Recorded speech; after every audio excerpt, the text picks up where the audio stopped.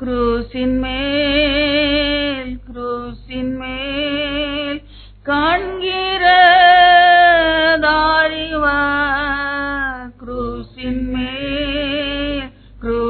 மேல் காண்கிற தாரிவர், பிராணநாதர்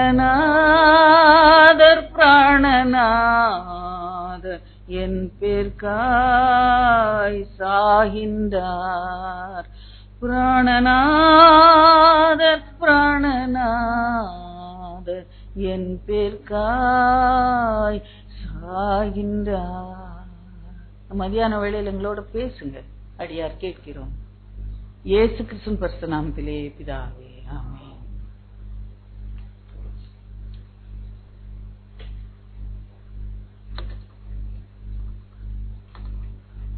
ஆண்டவராகிய இயேசு கிறிஸ்துவின் நாமத்திலே நான் உங்களை வாழ்த்துகிறேன், ஆசீர்வதிக்கிறேன்.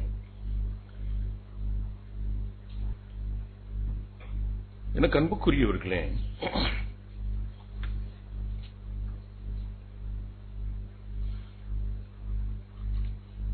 (2017) குறித்த அநேக காரியங்களை நான் சொல்லியிருக்கிறேன். இன்றைக்கு ஆண்டவருடைய பாதத்திலே காத்திருக்கும் பொழுது கர்த்தர் சில காரியத்தை சொன்னார். இது இட்ஸ் இயர் ஆஃப் டிஸ்ட்ராக்ஷன், நம்மை திசை திருப்புகிற ஒரு வருஷமாக இருக்கும். 2017 is going to be a year of distraction. நல்ல கவனமா இருந்து. ஆகையினாலே because it's going to be a year of distraction, நாம் மிகவும் எச்சரிப்போடு கூட வாழ வேண்டிய ஒரு வருஷம். என் மனதில் the world is distracting you. I am not worried about the world. Your Prime Minister Modi is distracting you by so many acts of his. அநேக காரியங்களை கொண்டு வந்து உங்களுடைய he is trying to உங்களுடைய போக்கஸை மாற்ற விடுறதுக்கு இந்த உலகம் அநேக காரியங்களை செய்து கொண்டு. I am not just worried about it. உலகம் அதை உன்னை திசை திருப்பத்தான், தாங்கள் அதிலிருந்து சில நன்மைகளை பெற்றுக்கொள்ள திசை திருப்ப வைக்கும். அதுக்கு எதிர்த்து நான் பேச விரும்பவில்லை. ஆனால் கிறிஸ்தவர்களுக்குள்ளே விசுவாசிகளை, கர்த்தருடைய பிள்ளைகளை திசை திருப்புற மாதிரி கிறிஸ்தவர்களே செயல்படுகிறார்கள். இதை சொன்னா நான் யாரையோ திட்டுறேன்னு நீங்க நினைக்காதீங்க. எனக்கு அன்புக்குரியவர்களே, இதை மனதில் வைத்துக் கொள்ளுங்கள். நான் ஊழியம் செய்கிறேன், நான் டிராக்ஸ் கொடுக்கிறேன் என்று வெள்ளிக்கிழமை சாட்சி சொன்னாங்க. நிறைய பேர் இந்த இடத்துல சாட்சி சொன்னாங்க. கர்த்தருடைய ஊழியத்தை செய்கிறேன் என்று எல்லாரும் சாட்சி சொல்றாங்க. நல்ல உண்மைதான், எல்லாரும் சாட்சிகள் சொல்லுகிறாங்க. ஆனால் அது ஒரு பக்கம். இன்னொரு பக்கம் அவர்கள் திசை திருப்பப்படுகிறதை அவர்கள் கவனியாமல் இருக்கிறாங்க. எப்படி திசை திருப்பப்படுகிறாங்கன்னா, பொங்கல் தமிழர் திருநாள், அதை எல்லாரும் என்ன பண்ணலாம்? ஆமா தானே, கொண்டாடலாமோ?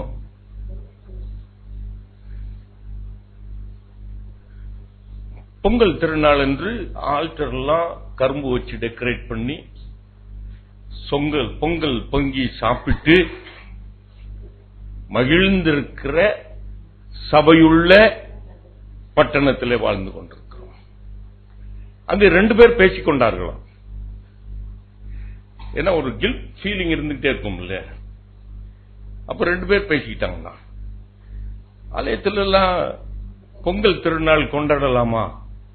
அப்ப இன்னொரு அம்மா சொல்றாங்களாம், பெரிய ஊழியக்காரனே, பொங்கல் திருநாள் கொண்டாடுவது தப்பு இல்லைன்னு சொல்லியிருக்கிற. அப்போ இந்த கிறிஸ்தவர்களை திசை திருப்பினது யாரு? மோடி இல்ல சார், சசிகலா இல்ல சார், ஓபிஎஸ் இல்ல சார், நம்ம கிறிஸ்தவர்களே தான் திசை திருப்புகிறார்கள்.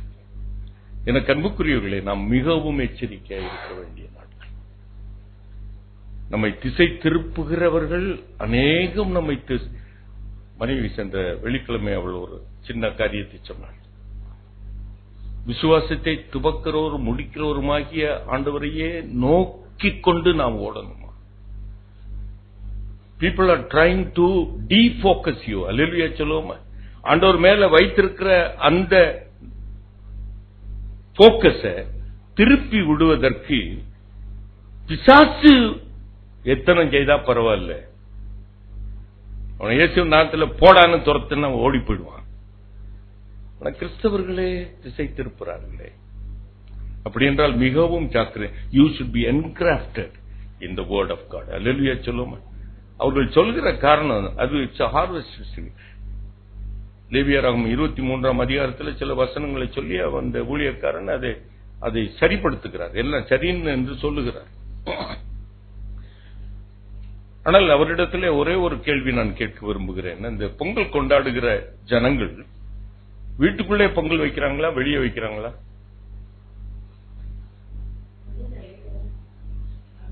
வெளியே தான் வைப்பாங்க, முத்தத்துல தான் வைப்பாங்க.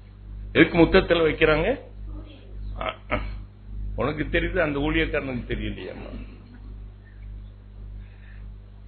அப்போ யாருக்கு இந்த பொங்கல் செய்து படைக்கிறாங்க?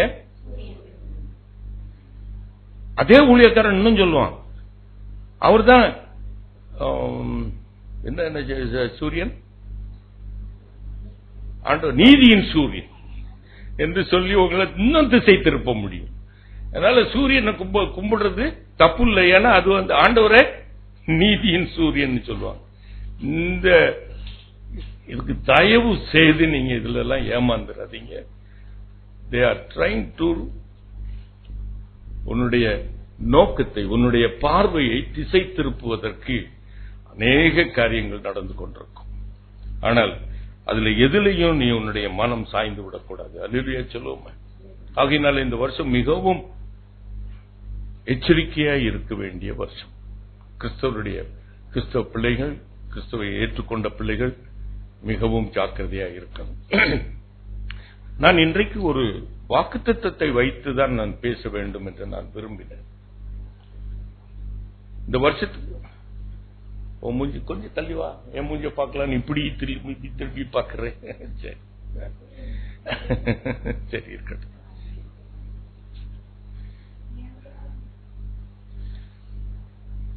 இந்த வருஷத்திற்கென்று ஒரு வாக்குத்தத்தத்தை கொடுத்தேன். எகிப்தியருடைய கண்களிலே தயவு கிடைக்கப்படும். யாத்திராகமம் 3ஆம் அதிகாரம் 21வது வசனம்.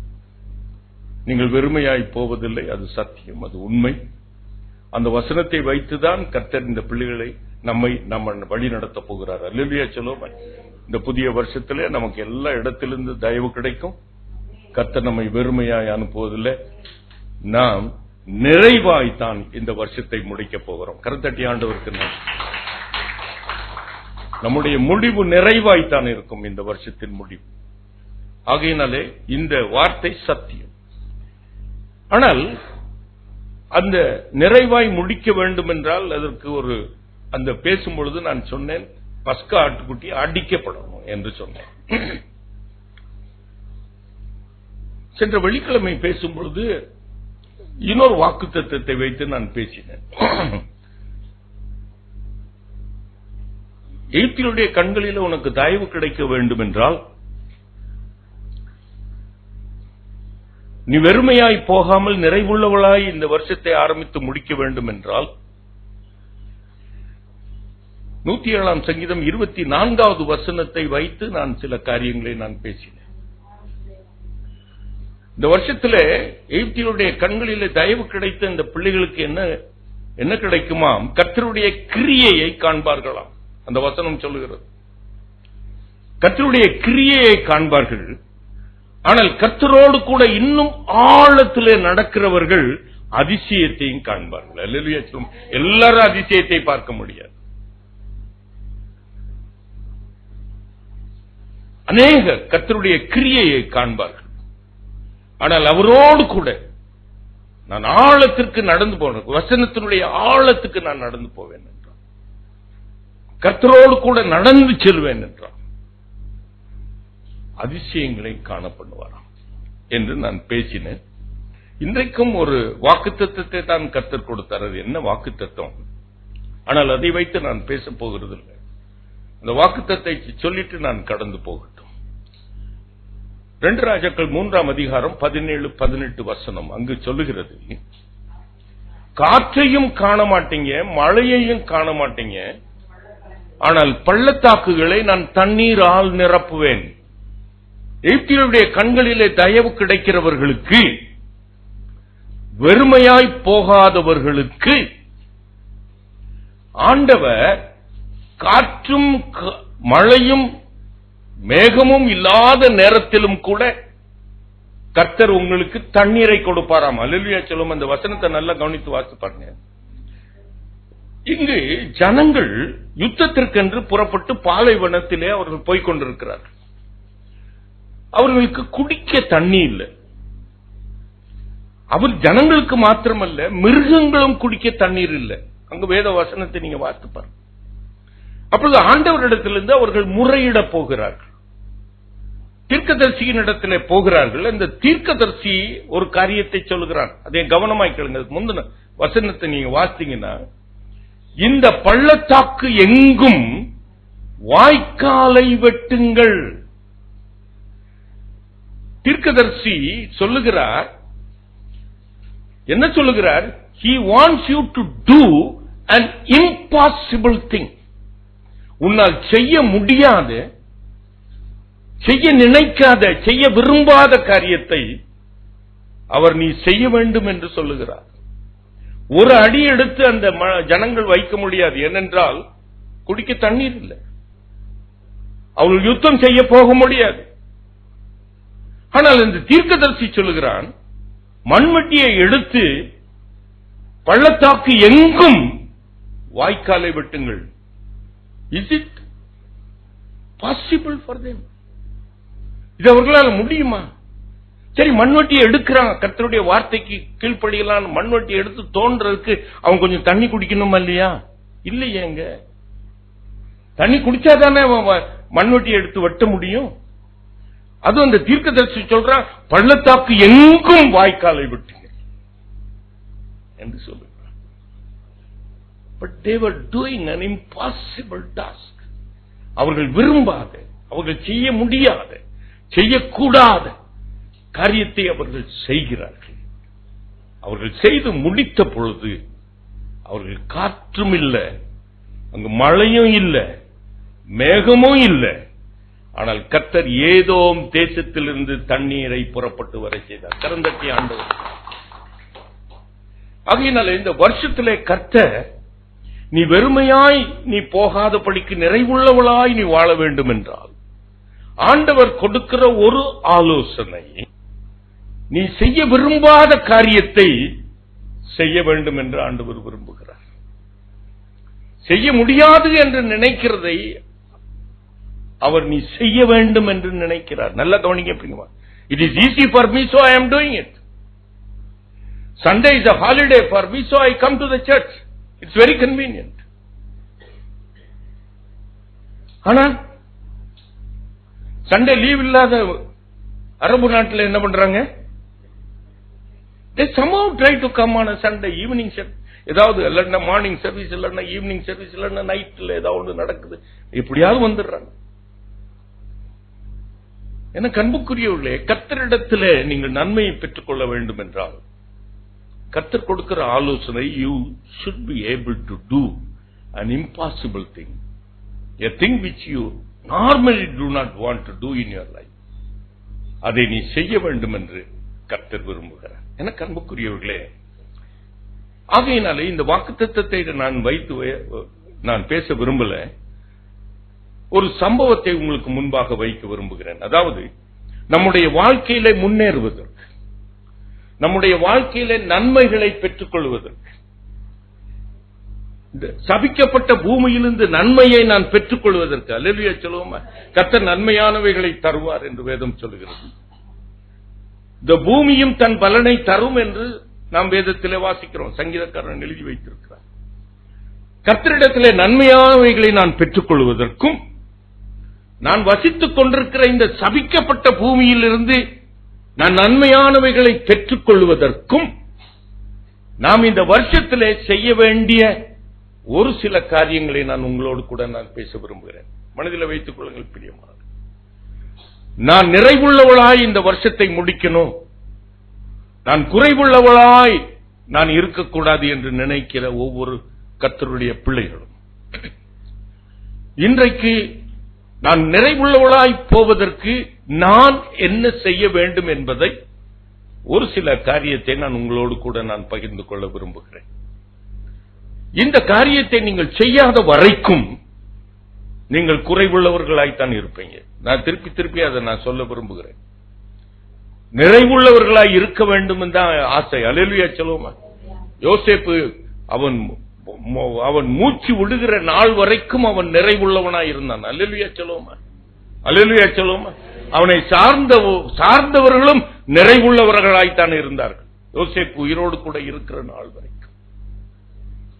அப்படித்தான் நான் வாழ விரும்புகிறேன், அப்படித்தான் நீங்கள் வாழ வேண்டும் என்று நான் விரும்புகிறேன். நிறைவுள்ளவர்களாய் இந்த வருஷத்தை முடிக்க வேண்டும் என்றால் ஒரு சில ஆலோசனைகளை நீங்கள் கடைப்பற்றிதான் ஆக வேண்டும். அல்லேலூயா சொல்லுவோமா? ஏன் அதை சொல்கிறேன் என்றால், இந்த இடத்துல நீங்கள் அமர்ந்திருக்கிற ஒவ்வொருவரையும் எனக்கு நன்றாய் தெரியும். கர்த்தருக்கு பயந்து நடக்கிறேன் என்று சொல்கிறவர்கள் தான் இந்த இடத்துல உட்கார்ந்திருக்கிறீங்க. கர்த்தருக்கு பிரியமானதை தான் நான் செய்ய விரும்புகிறேன் என்று சொல்லுகிறவர்கள் தான் இந்த இடத்துல உட்கார்ந்திருக்கிறீங்க. ஆமாவா இல்லையா? கர்த்தருடைய சத்தியத்தின்படி நடக்க விரும்புகிறேன் என்று சொல்லுகிறவர்கள் தான் இந்த இடத்துல வந்து உட்கார்ந்திருக்க முடியும். இல்லைன்னா என் தங்கச்சி மகளுக்கு மறுபடி நின்று ஓடி போயிருப்பீங்க. நல்ல கவனிங்க பிரியமானவர்களே, அப்படிப்பட்டவர்கள் தான் இந்த இடத்துல உட்கார்ந்து இருக்கிறீங்க. சவுல் என்கிற ஒரு வாலிபனும் அப்படியே தான் நினைத்துக் கொண்டிருக்கிறான். என்னன்னா, அவன் பரிசேயன். அவன் வாரம் 2 முறை உபாசிக்கிறவன், சம்பாத்தியத்தில் எல்லாம் தசம பாகம் கொடுக்கிறவன், கர்த்தருடைய வேதத்தை கமாலியல் பாதத்திலே அமர்ந்து கேட்டு கற்றுக்கொண்டவன். அப்படிப்பட்ட மனுஷன் தான் அவன் நினைத்துக் கொண்டிருக்கிறான், நான் செய்கிறதெல்லாம் சரி. அப்படிதான் இன்னைக்கு வெள்ளிக்கிழமை சாட்சி சொன்னாங்க. நாங்க செய்யறதெல்லாம் சரி, நாங்க ஊழியம் தானே செய்யறோம், நாங்க ஜெபிக்க தானே செய்யறோம். அப்படி என்று சொன்னவர்கள் தான் இந்த இடத்துக்கு வர்றீங்க. ஆனா பொங்கல் வைக்கும் போது அங்க போகும்போது நல்ல கவனிங்க பிரியமானவர்களே, அப்படிப்பட்டவனை தான் நான் இது வேடிக்கையாக சொல்றேன். I am not condemning any person. I am nobody to condemn anyone. நான் கண்டித்து உணர்த்துவேன். There is a lot of difference between condemning and reproving, correcting. கண்டித்து உணர்த்துவேன். எனக்கு நியாயம் தீர்க்க நான் யார் sir? I cannot judge a person, I cannot condemn a person. ஆனால் வேத வசனம் சொல்லுகிறது, பரிசுத்த ஆவியானவர் உன்னிடத்தில் வரும்பொழுது நீ அதை பாவத்தை குறித்தும் நீதியை குறித்தும் நியாய தீர்ப்பை குறித்தும் கண்டித்து உணர்த்துவார். அல்லேலூயா சொல்லுவோமா? அல்லேலூயா சொல்லுவோமா? அதனால நான் கண்டித்துதான் உணர்த்துவேன் ஒழிய, உங்களுடைய ஆத்மா விலையேற பெற்றது என்று எனக்கு நல்ல தெரியும்.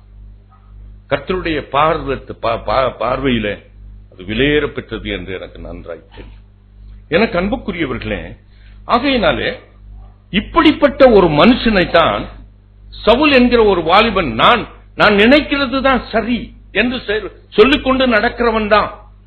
அவனை கர்த்தர் தமஸ்குவின் பாதையிலே எதிர்கொண்டு சந்திக்கிறார். அல்லேலூயா சொல்லுவோமா? நல்ல கவனிங்க பாருங்க. இப்படிப்பட்ட அமர்ந்திருக்கிற உங்களை தான் கர்த்தர் எதிர்கொண்டு சந்திக்க விரும்புகிறார். அல்லேலூயா சொல்லுவோமா? கர்த்தர் அவனை எதிர்கொண்டு சந்திக்கிறார். டு மேக் இட் ஷார்ட், எதிர்கொண்டு சந்திக்கும் பொழுது சவுல் ஒரு வார்த்தையை ஆண்டவரிடத்தில் சொல்கிறான். ஆண்டவரே, நான் என்ன செய்ய சித்தமாயிருக்கிறேன். எல்லாம் நான் செய்கிறதெல்லாம் சரி என்று நினைத்து நடக்கிறவன். இப்பொழுது ஆண்டவர் அவனை எதிர்கொண்டு அவனை சந்தித்த பொழுது அவன் சொல்லுகிறான், ஆண்டவரே, நான் என்ன செய்ய சித்தமாயிருக்கு? ஊழியம் செய்கிறேன், ஜெபிக்கிறேன், ஆலயத்துக்கு போறேன், நான் ஆண்டவருக்கு வைராக்கியமாய் இருக்கிறேன் என்று சொல்லுகிறவர்களைத்தான் கர்த்தர் எதிர்கொண்டு சந்திக்க விரும்புகிறார். கரந்தட்டி ஆண்டவருக்கு நன்றி. பொங்கல் கொண்டாடுகிற இந்த கிறிஸ்தவர்களை தான் கர்த்தர் சந்திக்க விரும்புகிறார். கரந்தட்டி ஆண்டவருக்கு. ஆனால் அவன் எதிர்கொண்டு கர்த்தர் சந்தித்த பொழுது அவனுடைய மனநிலைமையை பாருங்க. ஆண்டவரே, நான் என்ன செய்ய? 2017 is going to be a year of humility. Hallelujah, சொல்லுமா. Humility is going, your humility is going to bring your success in your life. Hallelujah, சொல்லுமா. தாழ்மை.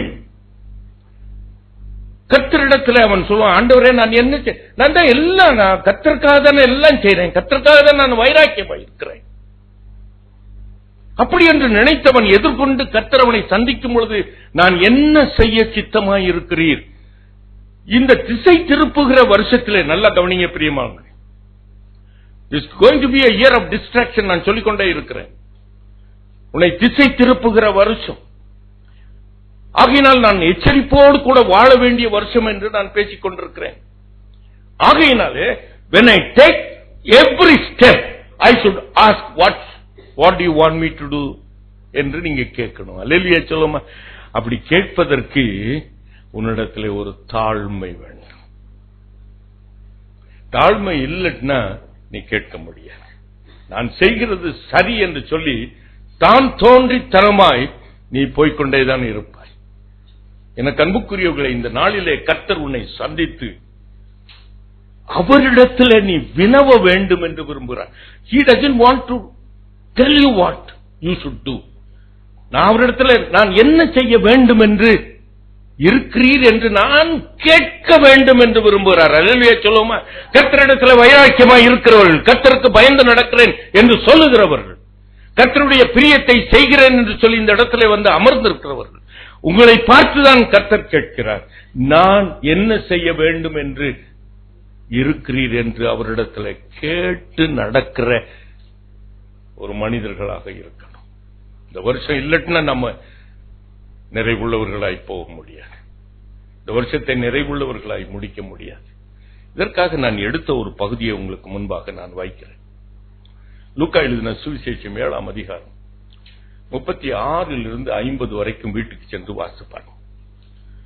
அங்கு வேதம் சொல்லுகிறது, 37, 38 நான் வாசிக்கிறேன். அப்பொழுது அந்த ஊரில் இருந்து பாவியாகிய ஒரு ஸ்திரீ அவர் பரிசேயன் வீட்டிலே பந்தி இருக்கிறதை அறிந்து ஒரு பரணியில் பரிமளம் தைலம் கொண்டு வந்து அவருடைய பாதங்களின் அருகே பின்னாக நின்று கொண்டு அழுது கொண்டு அவருடைய பாதங்களை தன் கண்ணீரினால் நனைத்து தன் தலைமயிரினால் துடைத்து அவருடைய பாதங்களை முத்தம் செய்து பரிமள தைலம் பூசினாள். இங்கு நல்ல கவனிங்க பிரியமானவர்களே, ஒரு பாவியான ஸ்திரீ என்று வேதம் சொல்லுகிறது. இந்த பகுதியை நாம் வாசிக்கும் பொழுது நான் உண்மையா உங்கள்கிட்ட கேட்கிறேன், இந்த பகுதியை வாசிக்கும் பொழுது இந்த சத்தியம் எனக்கு அல்ல என்று சொல்லி எத்தனை பேர் அதை தாண்டி போய்விடுறீங்க? இது ஒரு பாவியான ஸ்திரீயை குறித்து எழுதப்பட்டிருக்கிறது. நான் அப்படிப்பட்ட பாவத்தை செய்யல. அந்த பாவியான ஸ்திரீ அவள் அப்படிப்பட்ட பாவத்தை செய்தபடியினால் ஆண்டவரிடத்தில் வந்து அவள் அழுது பாவ மன்னிப்பை பெற்றுக் கொள்கிறாள். அதுக்கும் எனக்கும் சம்பந்தம் இல்லை என்று நாம் இந்த பகுதியை நாம் கவனமாய் வாசிக்கிறது இல்லை. அல்லேலூயா சொல்லுவோமா. என்னை சேர்த்தா நான் சொல்றேன், அந்த நாட்கள் அப்படிதான் இருந்தேன். அது எனக்குரியதல்ல. இது பாவியான ஸ்திரீக்காக எழுதப்பட்ட ஒரு வார்த்தை என்று அந்த பகுதியை நாம் அப்படியே தாண்டி விட்டு செல்கிறோம், அல்லது அந்த பகுதியை நாம் தியானிக்கிறது இல்லை. அந்த பகுதியினுடைய ஆழத்தை அறிந்து கொள்ள விரும்பல. ஆனால் இங்கு வேதம் சொல்லுகிறது, ஒரு பாவியான ஸ்திரீ சீமோன் வீட்டிலே ஒரு விருந்து நடக்கிறது, அதில் இயேசுவும் அழைக்கப்பட்டிருக்கிறார் என்பதை அவள் அறிந்து அந்த விருந்துக்கு வருகிறாள். எனக்கு அன்புக்குரியவளே, விருந்துக்கு வருகிறவள் அந்த வீட்டிற்குள்ளே வரும்பொழுது அந்த விருந்து நடத்துகிற இடத்துல ஒரு இடத்தை பிடித்துக் கொண்டு அந்த இடத்துல தான் அமரணும். இன்றைக்கு கல்யாண ரிசப்ஷன்ல வரவங்க நேரம் அந்த சாப்பாட்டு டேபிள்ல தானே வந்து உட்கார்றாங்க. என்னென்ன அந்த ரிசப்ஷன் முடிஞ்சோட முதல்ல சாப்பிட்டுட்டு போயிருக்கணும் இல்லையா? அந்த பெண்ணை அப்படித்தானே செஞ்சிருக்கணும். விருந்து நடக்கிற இடத்துல அவள் விருந்துக்கு ஒரு இடத்தை பிடித்துக் கொண்டு அந்த இடத்துல தானே உட்கார்ந்திருக்கணும். ஆனால் இயேசுவுக்கு பின்னாக அவருடைய பாதத்தருகே நின்று கொண்டு, நல்லா கவனிங்க பிரியமானவர்களே, பாதத்தை அழுது கண்ணீரை விட்டு அவருடைய பாதங்களை தன் தலைமயிரினால் துடைத்து அவருடைய பாதங்களை ஓயாமல் முத்தம் செய்கிறாள் என்று வேதம் சொல்லி, முத்தம் செய்ததற்கு அப்புறம் பரிமள தைலத்தை அவருடைய பாதங்களிலே பூசுகிறார். எனக்கு அன்புக்குரியவர்களே, இதுல ஒரு சில காரியங்களை நான் உங்களுக்கு முன்பாக நான் வைக்க விரும்புகிறேன். முதலாவது, அவர் இயேசுவுக்கு பின்னாக அவருடைய பாதத்தருகே அவள் நின்று கொண்டிருக்கிறாள். எனக்கு அன்புக்குரியவர்களே, இதை நான் வாசிக்கும் பொழுது அந்த பெண்ணை நான் உருவகப்படுத்தினேன். நீங்க உருவகப்படுத்தி பார்க்க மாட்டீங்க. என்ன, நீங்க தேவ தூதர்களை உருவகப்படுத்தி பார்க்கணும் தான் ஆசைப்படுவீங்க. இல்ல, ஆண்டவர் எப்படி இருக்கிறார்னு ஒரு உருவகப்படுத்தி நீங்களா ஒரு உருவை அவருக்கு கொடுத்து பார்த்து நீங்க மகிழணும்னு பாக்குறீங்க.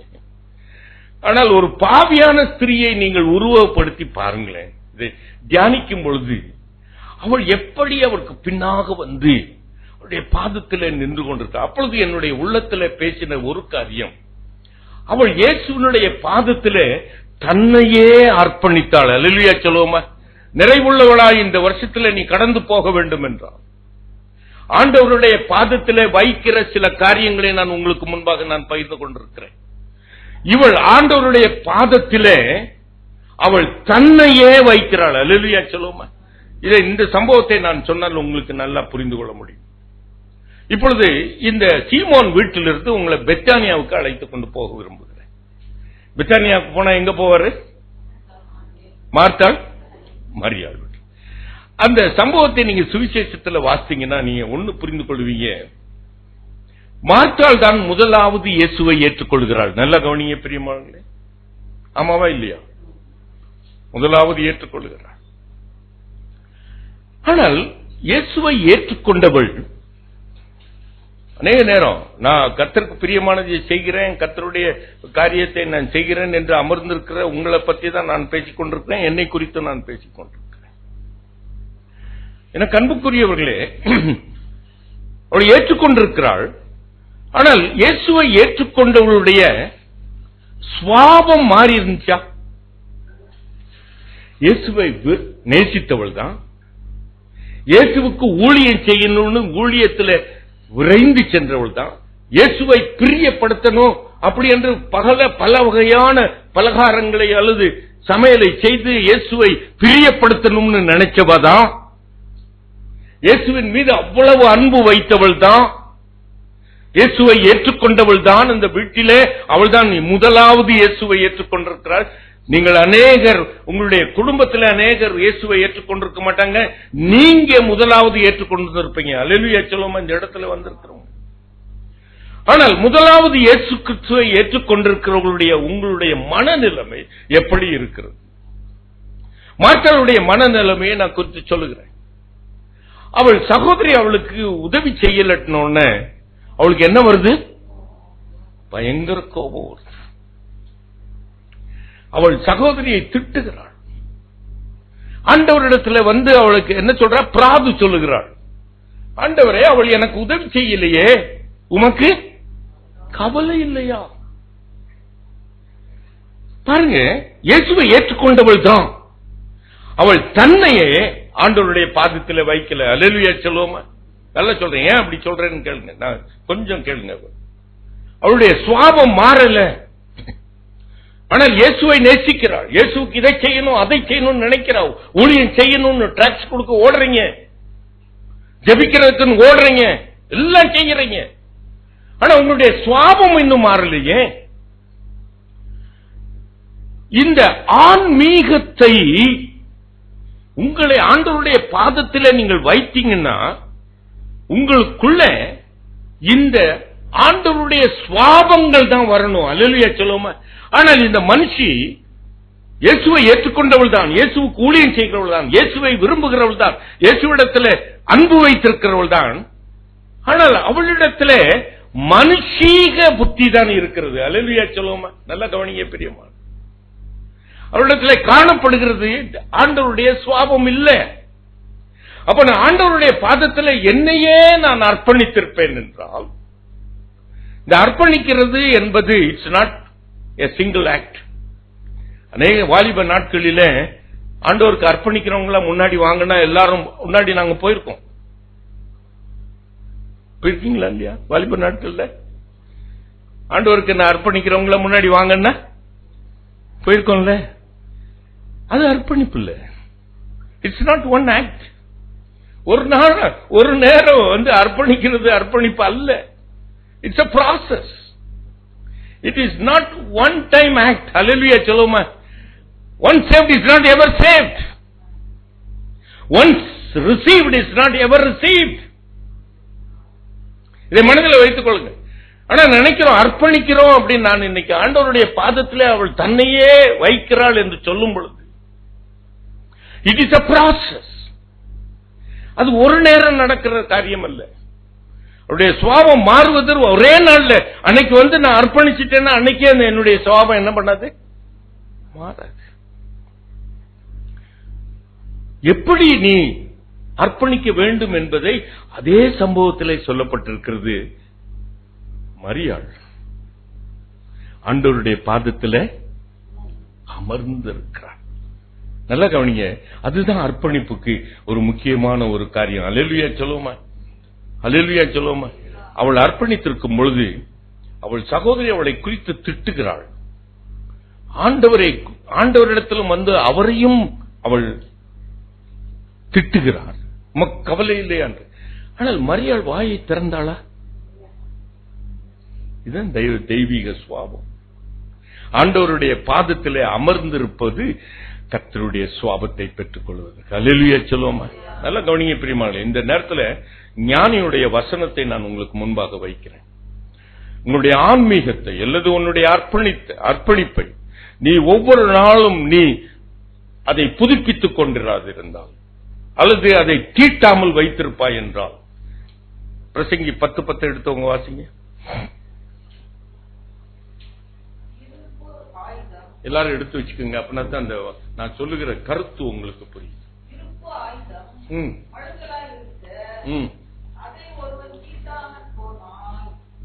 இருப்பு ஆயுதம் மழுங்கலாய் இருக்க அதை ஒருவன் தீட்டாமல் போனால் அவன் ஒரு மரத்தை வெட்டுவதற்கு அவன் என்ன பண்ணணும்?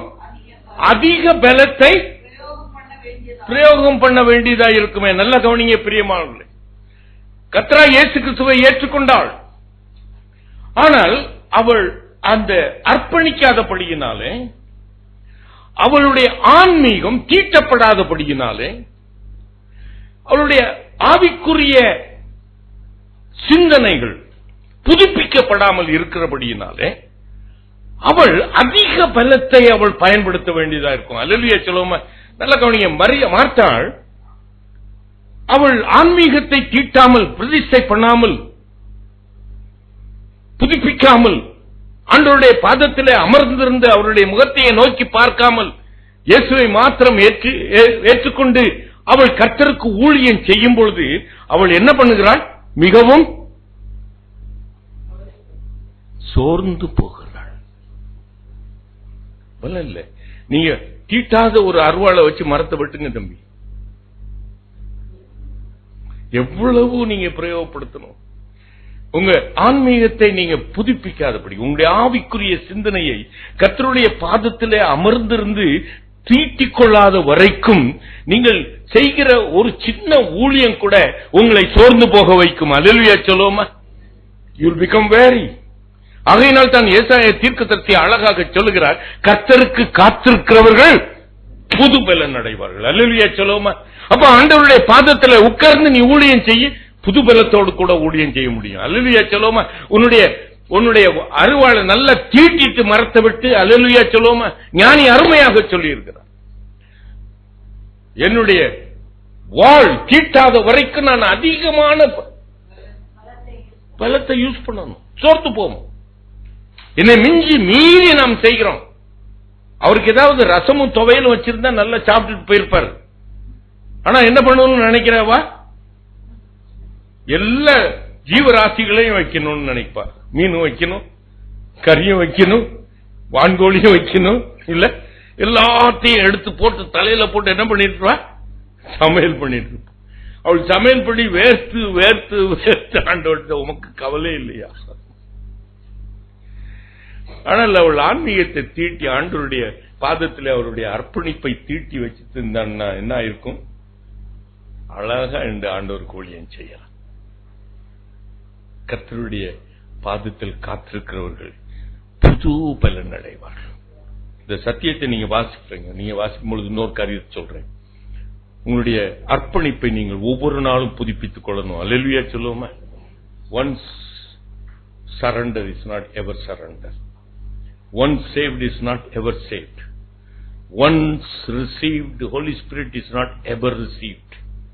ஒவ்வொரு நாளும் புதுப்பிக்கப்படணும், ஒவ்வொரு நாளும் நிரப்பப்படணும், ஒவ்வொரு நாளும் கர்த்தருடைய பாதத்தில் அமர்ந்திருக்கணும். அல்லேலூயா சொல்லுவோமா? அல்லேலூயா சொல்லுவோம். அதே மாதிரி நம்ம என்ன செய்கிறோம்? அநேக நேரத்தில் சோர்ந்து போகிறதுக்கு அல்லது when we become weary, நம்ம என்ன செய்கிறோம்னா சில காரியங்களை செய்து விட்டு அப்புறம் ஜெபிக்கிறோம். ஆமாவா இல்லையா? கொஞ்சம் யோசிச்சு பாருங்க. when I say this, you search your heart. ஏனென்றால் அதுக்கும் ஒரு வசனம் இருக்கு. தரிசித்து நடவாமல் விசுவாசித்து நடக்கணும்னு ஆண்டவரே சொல்லி இருக்கிறார். ஆகையினாலே நான் விசுவாசித்து என்ன பண்ணிடுறேன்? அதை செய்கிறேன். எதை விசுவாசித்து செஞ்சீங்களோ அது உங்களுக்கு தான் தெரியும். ஆனால் ஆண்டவருடைய பாதத்தில் நீங்கள் அமர்ந்து இருந்தீங்கன்னா, அவர் என்ன செய்யணும்னு சொல்றதை நீங்க செஞ்சீங்கன்னா, you will not become weary. Hallelujah சொல்லுவோமா? நல்லா புரியுதா? Are you able to understand between Mary and Martha? மரியாளுக்கும் மார்த்தாளுக்கும் ஒரு வித்தியாசத்தை காண முடியுதா? நீங்கள் ஜெபித்து விட்டு செய்கிறதற்கும் செய்துவிட்டு ஜெபிக்கிறதற்கும் ஒரு வித்தியாசம் நீங்க பாக்குறீங்களா இல்லையா? அநேக வேளைகளிலே நாம் அப்படித்தான் செய்து விடுகிறோம் பிரியமா. ஏன்னா ஆண்டவர் என்னோடு கூட இருக்கிறார், நான் அதனால இதை செய்யறேன் அப்படின்னு தைரியமா செய்து விட்டுறீங்க. அது பாதி போயிட்டு இருக்கும் போது அது உங்களுக்கு ஆப்போசிட் நடக்க ஆரம்பிச்சோம்னா ஆண்டவருடைய பாதத்தில் வந்து என்ன பண்றோம்? செபிக்க ஆரம்பிக்கிறோம். எனக்கு அன்புக்குரியவர்களே, ஆகையினால இந்த பெயரிடப்படாத இந்த ஸ்திரீ, அவளுக்கு ஏன் பெயர் கொடுக்கப்படல? ஒரு பெயர் கொடுத்திருந்தா நீங்க நல்லா ஏமாத்தி போயிருவீங்க. ஆண்டவர் அவளுக்குன்னு எழுதப்பட்டது தானே, எனக்குன்னு எழுதப்படல. அதனால்தான் ஆண்டவர் அதை பெயரிடப்படாமல் எழுதியிருக்கிறார். அது உனக்கும் அது ஆகும், எனக்கும் ஆகும். அல்லேலூயா சொல்லுவோமா? இந்த சம்பவம் உனக்கும் பொருந்தும் எனக்கும் பொருந்தும். பெண்ணாயிருந்தாலும் பொருந்தும், ஆணாயிருந்தாலும் பொருந்தும். அல்லேலூயா சொல்லுவோமா? ஆகையினாலே கொஞ்சம் வித்தியாசப்படுத்திக் கொள்ளுங்கள். கர்த்தர் உங்களை கர்த்தருடைய பாதத்திலே அமர்ந்திருக்கும் பொழுது அவர் உங்களிடத்திலே சொல்லுகிறதை நீங்கள் செய்து பாருங்கள். நீங்கள் நிறைவுள்ளவர்களாய் போவீங்க. நீங்க முயற்சி பண்ணி நீங்க பாதி வழியில ஆண்டவர்கிட்ட வந்து ஜெபிக்கிறதோட காட்டிலும் முதலையே ஜெபித்து விட்டு நீங்கள் செய்யுங்க. கர்த்தர் உங்களை ஆசீர்வதிப்பார். அல்லேலூயா சொல்லுவோமா?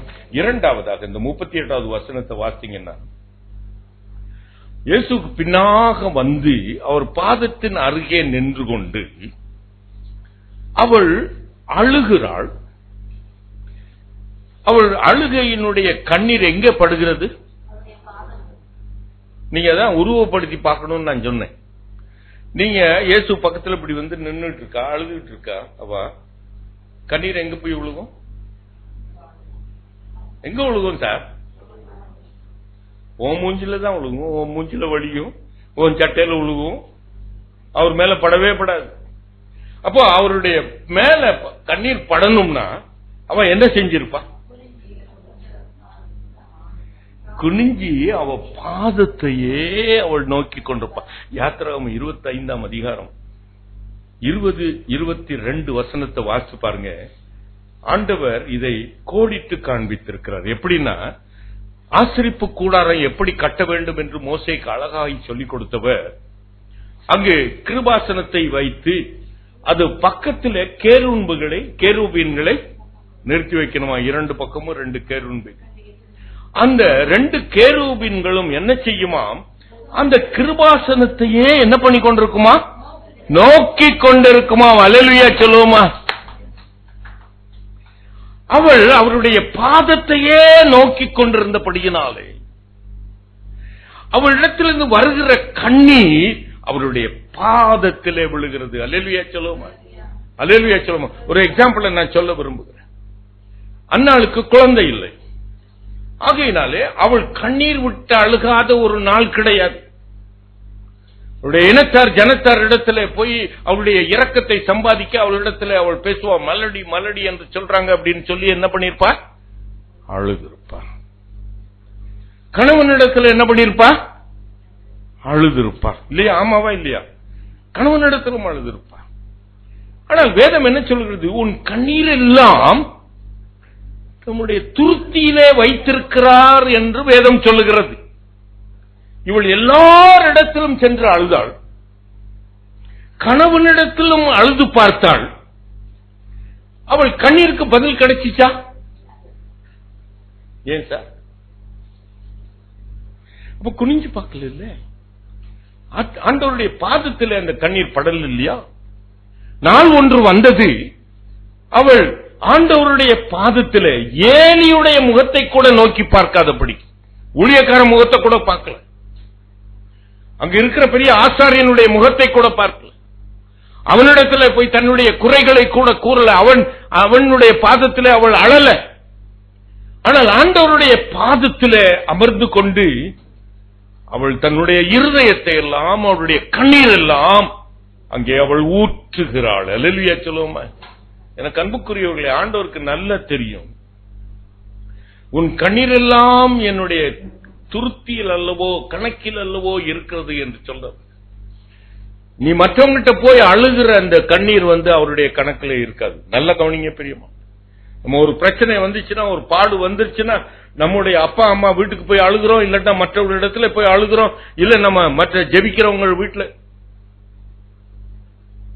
அழுகிறோம் என்று சொல்லுவாங்க.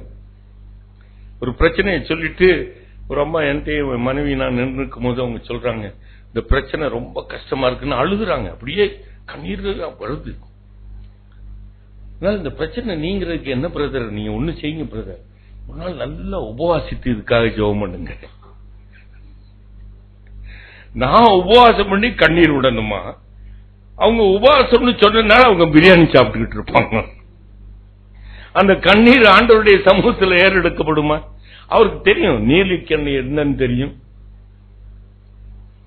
பொய்யா விடுற கண்ணீர் என்னன்னு தெரியும். ஆனா அவருடைய பாதத்தை உற்று நோக்கி பார்த்து விடுகிற அந்த கண்ணீர் அவருடைய துருத்தியில் இருக்கிறது. அவர் எப்ப ஆண்டவருடைய பாதத்தில் அமர்ந்து தன்னுடைய இருதயத்தையும் கண்ணீரையும் விட்டு நனைத்தாலோ அதே நாளிலே அந்த கண்ணீர் கர்த்தருடைய சமூகத்தில் எட்டி அன்று முதல் அவள் சமாதானத்தோடு போனாள். எனக்கு அன்புக்குரியவர்களே, ஆண்டவருடைய பாதம்தான் உன் கண்ணீரை வைக்கிற இடம். அல்லேலூயா சொல்லுவோம். வேற எங்க இல்ல. உன்னை இனத்தார் அல்ல, உன்னுடைய ஜனங்கள் அல்ல, உன்னுடைய கணவன் அல்ல, உன்னுடைய மனைவி அல்ல, மற்றவர்கள் அல்ல. அதனால அவங்ககிட்ட போய் உன் குறைகளை சொல்ல வேண்டாம் நான் சொல்லல. ஆனால் உன்னுடைய கண்ணீர் ஆண்டவருடைய பாதத்தில் படும்.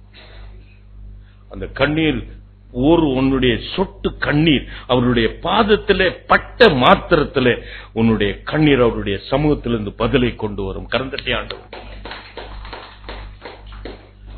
எனக்கு அன்புக்குரியவர்களே, அவள் உற்று நோக்கி கண்ணீர் விட்டாள். இந்த உற்றி நோக்குகிறதை பார்த்து வச்சு நான் ஒரு காரியத்தை நான் சொல்லட்டும். 2 நாளாகவும் 20ஆம் அதிகாரம் முதல் 12 வசனத்தை உங்களுக்கு எல்லாம் நல்ல பாராம தெரியும். அதுல 12வது வசனத்துல இந்த யோசபாத்து ஒரு ராஜா. நல்ல கவனிங்க, யோசபாத் யாரு? ஒரு யூதால ஒரு ராஜா. அவனுக்கு நிறைய அவனுக்கு விரோதிகள் அவனுக்கு சுற்றிலும் முற்றுகை போடுறாங்க, யுத்தத்துக்கு வர்றாங்க. அப்போ அவன் ஆண்டவருடைய சமூகத்தில் செய்கிற ஒரு ஜெபம் தான் இந்த 12வது வசனம். அவன் சொல்றது கேளுங்க. நான் இன்னைக்கு உங்ககிட்ட கேள்வி கேட்க போறேன். அவன் சொல்றான், ஒரு ராஜா சொல்றான், ஆண்டவரை இவர்களை எதிர்த்து நிற்க எனக்கு பலன் இல்லை. என்ன செய்வோம் என்று எனக்கு தெரியல. சார், ஒரு ராஜா சார், யுத்தங்களை செய்தவன் சார், யுத்தத்தில் என்ன செய்யணும்னு எல்லாம் தெரிஞ்சவன், யுத்த யுக்தியெல்லாம் அறிந்தவன், யுத்தங்களை செய்தவன், யுத்தங்களை நடத்தினவன். அவன் சொல்லுகிறான், when he confronted God, he says, ஆண்டவரே, இதை எதிர்த்து நிற்க எனக்கு பலன் இல்லை, நான் என்ன செய்வோம் என்று. that needs humility. ஒரு ராஜா எனக்கு பலன் இல்லைன்னு சொல்றான், என்ன செய்வோன்னு எனக்கு தெரியலன்னு சொல்றான். அது எவ்வளவு தாழ்மை இருந்திருக்கணும் பிரியமா. That's why I told you in the beginning, humility is going to be the success in your life.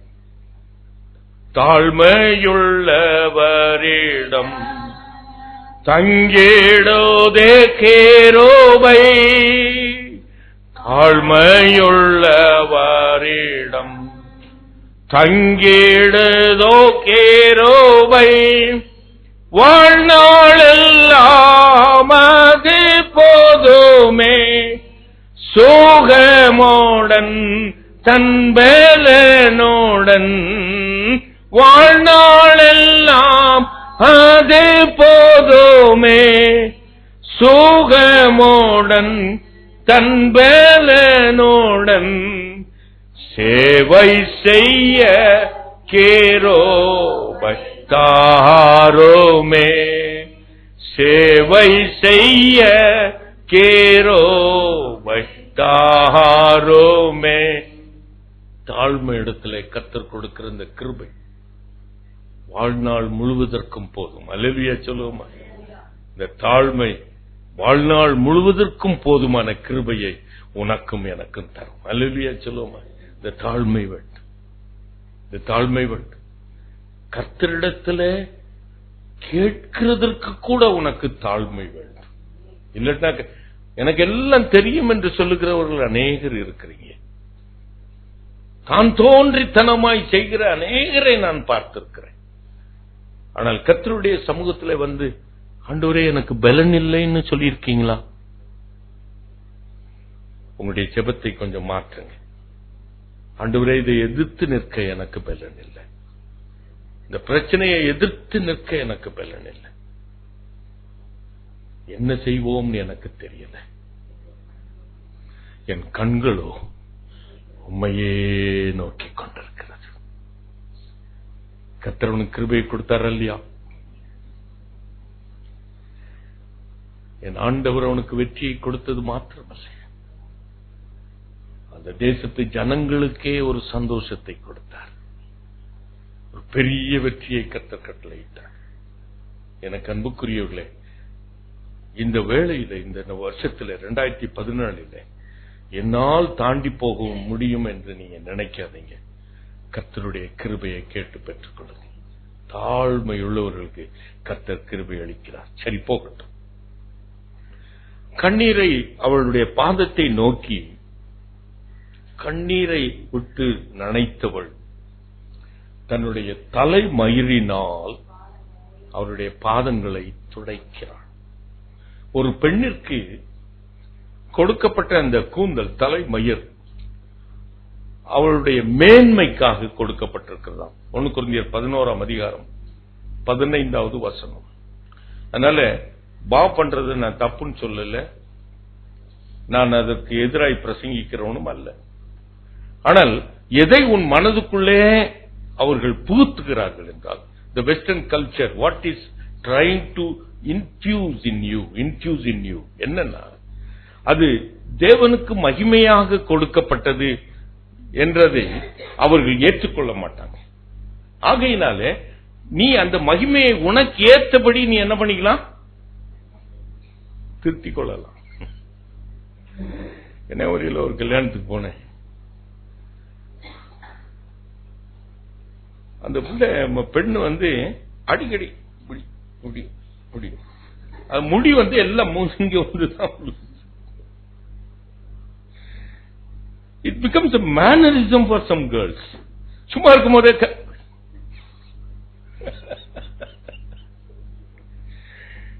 பெண்களுக்கு மேன்மையா கொடுக்குது. சரி, அதே போல இத கர்த்தர் ஆண்களுக்கும் அதை மேன்மையாய் கொடுத்திருக்கிறார். யாரும் ஞாபகம் வருது உங்களுக்கு? சிம்சோனை ஞாபகம், நசரனாகி இயேசுவை ஞாபகம் வரலையோ? அவரும் அதை மேன்மையாக வைத்துக் கொண்டார். அல்லேலூயா சொல்லுவோமா? அல்லேலூயா. அந்த மேன்மையை அவன் மேன்மையாக வைத்திருந்த வரைக்கும் கர்த்தர் அவனோடு கூட இருந்தார். இல்லையா? ஆமாவா இல்லையா? சிங்கத்தை அவன் கொன்று போட்டான். 30 பேரை என்ன பண்ணா? கொன்று போட்டான். அவருடைய வஸ்திரத்தை புடுங்கி அவனோட கூட பெட் பண்ணவங்களுக்கு கொடுத்தான். இல்லையா? ஒரு கழுத தாட எலும்பு எடுத்து 1000 பேர்த்த கொலை செய்தான். உண்மைதானே? ஒரு நகரத்தின் வாசலில் இருக்கிற அந்த கதவை அப்படியே பெயர்த்து எடுத்து அதை தலையில சுமந்து கொண்டு அவன் மலையில ஏறி போகிறான். எங்கிருந்து வந்துச்சு அந்த பலம்? அந்த மேன்மையை கர்த்தருக்கென்று அவன் அவருடைய பாதத்திலே வைத்திருந்த நாள் வரைக்கும் கர்த்தர் அவனை ஆசீர்வதித்திருந்தார். என்றைக்கு அந்த மேன்மையை அவன் உதாசீனப்படுத்தினானோ, எப்பொழுது இன்றைக்கு உங்களுடைய பிரதிஷ்டையை உதாசீனப்படுத்துகிறீரோ, கர்த்தர் உங்களை விட்டு விலகி விடுவார். வெறுமையாய்த்தான் போவீங்க. எகிப்தியருடைய கண்களிலே தயவு கிடைக்காது. நீங்க நரகத்துக்கு தான் நான் போவேன்னு சொல்லல, வெறுமையாய்த்தான் இந்த வருஷத்தை முடிப்பீங்க. கர்த்தர் கொடுத்த இந்த மேன்மையை ஒரு நாளும் நீங்கள் உதாசீனப்படுத்தாதீங்க பிரியமானவர்களே. கர்த்தர் மேன்மையாய் கொடுத்திருக்கிறதை அதை கர்த்தருக்கென்று மேன்மை. நீங்க வேதத்தை நீங்க திறந்து வாசிச்சு பாத்தீங்கன்னா, வெளிப்படுத்தல் 21ஆம் அதிகாரம்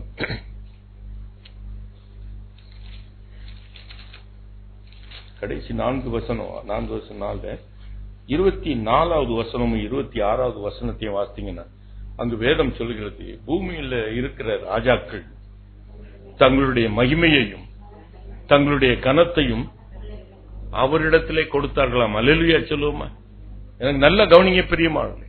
அங்குள்ள ஜனங்களும் இந்த பூமியில் உள்ள அந்த 26வது வசனம் சொல்லுகிறது, பூமியில் உள்ள ஜனங்களும் தங்க பூமியிலே அவர்களுக்கு கிடைத்த மகிமையையும் கனத்தையும் யார்கிட்ட கொடுத்தாங்களாம்? எனக்கு அன்புக்குரியவர்களே, ஆண்டவர் அங்கு ஒரு புதிய பூமியையும் புதிய வானத்தையும் அவர் படைக்கிறார். அந்த இடத்துல தேவாலயத்தை காண என்று அந்த முந்தின வசனங்களை நீங்க வாசித்து பாருங்க. அந்த புதிய பூமியிலும் புதிய அந்த புதிய பூமி புதிய வானம், அதுல தேவாலயம் கூட கிடையாதாம். கர்த்தரே அங்க வெளிச்சமாயிருப்பாராம். அல்லேலூயா சொல்லுவோமா? அப்போ அந்த இடத்துல பூமியில இருக்கிற அந்த ராஜாக்கள் வருவாங்களாம். பூமியில கிடைத்திருந்த அந்த மேன்மையையும் அந்த மகத்துவங்களையும் அந்த கனத்தையும் ஆண்டவருடைய பாதத்திலே கொண்டு வந்து வைப்பாங்களாம். அல்லேலூயா சொல்லுவோமா? அதற்கு இணையாய்த்தான் இந்த பாவியான ஸ்திரீ செய்கிறார். தன்னுடைய மேன்மையை, தனக்கென்று கொடுத்த மேன்மையை கர்த்தருடைய பாதத்திலே வைக்கிறாள். அல்லேலூயா சொல்லுவோம். அல்லேலூயா, அல்லேலூயா. தாவீது ராஜா சேவா ராஜாவை அவன் வென்று விடுகிறான். அவனுக்கு நிறைய ரதங்கள் கிடைக்கிறது. வேதத்திலே வாசிப்பீங்க, அநேக குதிரைகள் கிடைக்கிறது. ஆனால் அது மேன்மை என்று அவன் எடுத்துக்கொள்ளல. அதை கர்த்தருடைய சமூகத்தில் என்ன பண்றான்?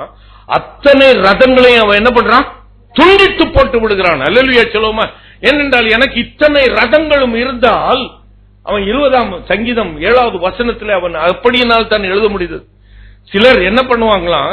குதிரைகளை குறித்தும் சிலர் ரதங்களையும் குறித்து மேன்மை பாராட்டுவாங்க. நானும் கர்த்தராகிய தேவனுடைய நாமத்தை குறித்தே, அல்லேலூயா, அதுதான் அவருடைய பாதத்தில் வைக்கிறது. உன்னுடைய மேன்மையையும் உன்னுடைய கனத்தையும் அவருடைய பாதத்திலே வைக்க தெரியணும். உன்னையே வைக்க தெரியணும்னு சொன்னேன். அவருடைய பாதத்தை நோக்கி கண்ணீரை அவருடைய பாதத்திலே வைக்கணும்னு சொன்னேன். அந்த கண்ணீரை அவர் பாதத்திலிருந்து தன் தலை மேன்மையினாலே, தனக்கென்று மேன்மையாய் கொடுத்த அந்த தலை மயிரினாலே அதை துடைக்கிறாள். அல்லேலூயா சொல்லுவோமா? அங்கு இன்னொரு காரியம் சொல்வது, 2 சுருக்கமான காரியத்தை சொல்லி முடிக்கட்டும். ஆண்டவருடைய பாதத்தை அவள் ஓயாமல் முத்தம் செய்கிறாள். அங்கு அந்த பகுதியில் சொல்லப்பட்டது. கர்த்தருடைய பாதத்திலே எதை வைக்க வேண்டும் என்று நான் சொல்லிக் கொண்டு வருகிறேன். அவருடைய பாதத்திலே அவள் ஓயாமல் முத்தம் செய்கிறாள். இந்த முத்தம் எதற்கு அடையாளம்?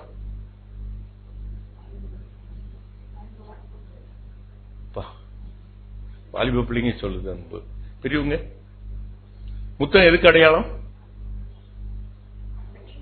அன்பு.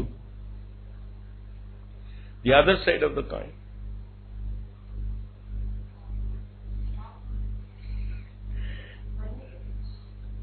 யார் சொன்ன?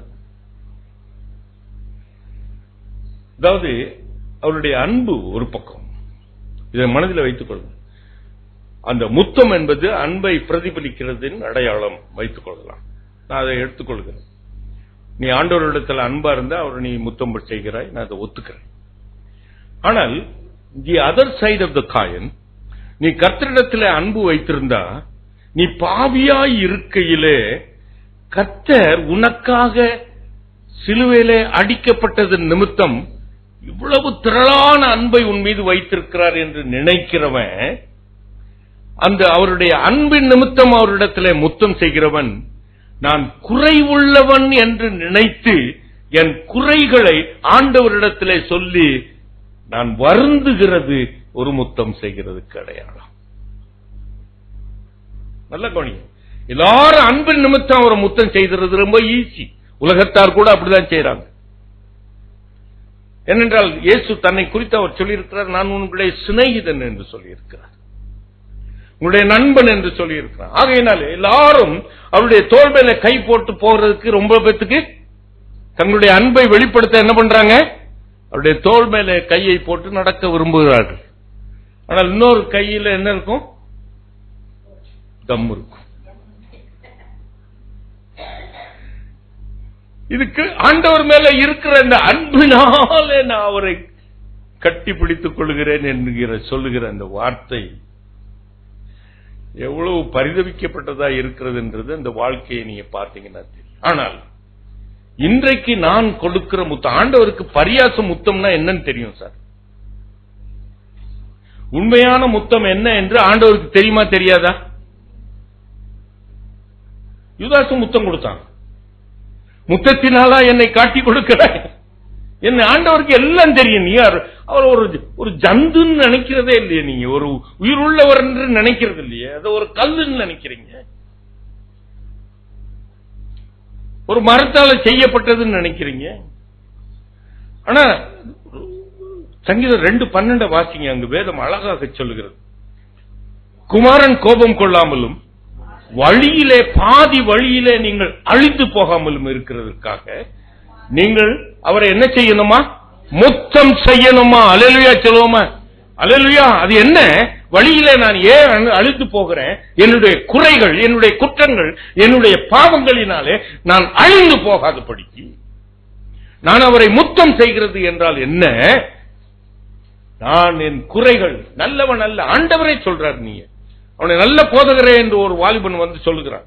என்னை நல்ல போதகன் என்று சொல்லுவானேன், பிதாவை தவிர ஒருவனும் நல்லவன் இல்லையே.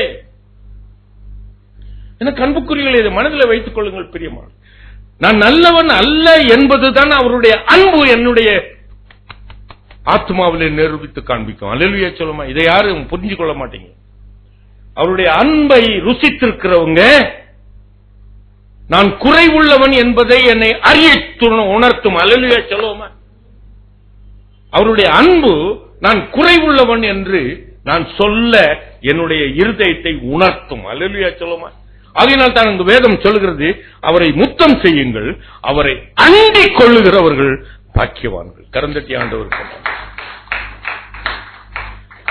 எப்படி அண்டிக் கொள்ள முடியும்? நான் செய்த குற்றத்துக்கை ஆண்டவரிடத்திலே நான் சொல்லி அதற்காக மனம் கசந்து அழும் பொழுது நான் அவரை முத்தம் செய்கிறேன். அல்லேலூயா சொல்லுவோமா? நான் பாதி வழியிலே அழிந்து போக மாட்டேன்.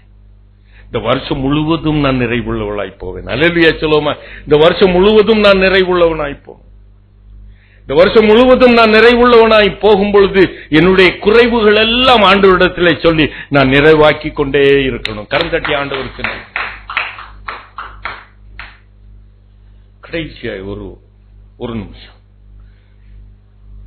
அங்கு அவருடைய பாதத்திலே பரிமள தைலத்தை பூசுகிறார். இந்த பரிமள தைலம் என்பது, நீங்க நீதிமொழிகள் 27:9 வாசிங்க. இந்த பரிமள தைலம் என்ன பண்ணுமாம்? உன்னுடைய இருதயத்தை களிப்புண்டாக்குமாம். அல்லேலூயா சொல்லுவோமா? அப்படி என்றால் என்ன? இந்த பரிமள தைலம் எதை ஆண்டவர் ஒப்பிடுகிறார்? என்னுடைய இருதயத்தை களிப்பாக்குகிற காரியங்கள். அல்லேலூயா சொல்லுவோமா? The things which are very close to me. எதை நான் அதிகமாய் நேசிக்கிறேனோ, எதை நான் அதிகமாய் விரும்புகிறேனோ, எதை எனக்கு சந்தோஷப்படுத்துகிறதோ அவைகளை கர்த்தருடைய பாதத்திலே வைக்க நீ கற்றுக்கொள்ளணும். அல்லேலூயா சொல்லுவோமா? நீங்க பயந்துராதீங்க. இதுக்கு நான் எதை நினைக்கிறேன்? I should have a good bank balance. இல்ல ஆமாதானே தம்பி? ஆமாவா இல்லையா? அப்போ நிறைய பேங்க் பேலன்ஸ் வச்சிருக்கிறவங்க பரலோகத்துக்கு போக முடியாதோ? ஆண்டவர் சொல்லி இருக்கிறார், ஐஸ்வர்யவான் போக அரிதாய் இருக்கிறது சொல்லியிருக்கிறார். ஆண்டவரே சொல்லியிருக்கிறார். ஆனா அந்த டீச்சர்கள் அவரிடத்துல ஒரு கேள்வி கேட்கிறாங்க, அப்ப யார்தான் போக முடியும் ஆண்டவரே? அப்ப ஆண்டவர் ஒரு காரியத்தை சொல்கிறார், உனக்கு எனக்கு.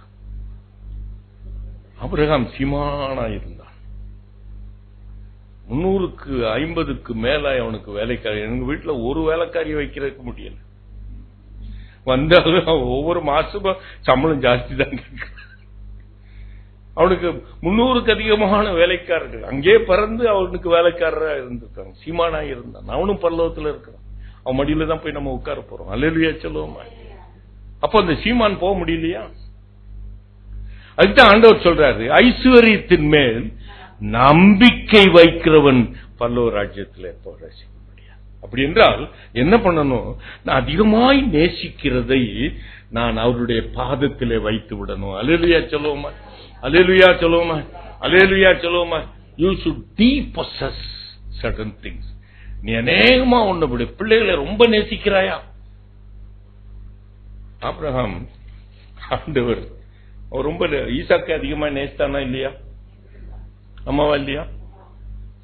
ஆபிரகாம்கிட்ட நான் இதை வேடிக்கையா நான் நினைச்சு பார்த்தது உண்டு. அதை நான் உங்களுக்கு சொல்றேன். ஆபிரகாம்கிட்ட உன் குமாரனை எனக்கு பலியிடுன்னு சொல்லியிருந்தா அவன் யார பலியிட்டு இருப்பான்? நான் இந்த பக்கம் தெரிவிக்கிறேன்.